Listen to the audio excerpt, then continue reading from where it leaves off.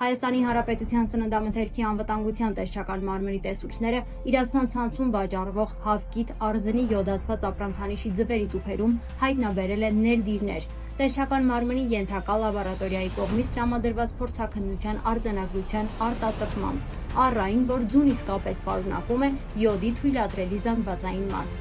ՀԲԼԾԿ ՊՕԱԿ-ին արզնի ձվի որևէ քանակություն յոդի զանգվածային մաս ցուցանիշի հետազոտության համար 2026 թվականին չի ներկայացվել։ Ավելին, սպառողին մոլորեցնելուն միտված այդ ներդիրում առկա արձանագրությունը իբրև ստորագրված է լաբորատորիայում 2023 թվականի մայիսից չաշխատող անձի կողմից։ Ի դեպ, տնտեսվարողներին տրամադրվող բոլոր արձանագրությունների վերջնամասում հստակ գրվում է, որ դրանք չի կարելի մասնակիորեն արտատպել կամ վերարտադրել։ Նման թույլտվության դիմում չի ներկայացվել եւ արձանագրությունը հրապարակելը ապօրինի է։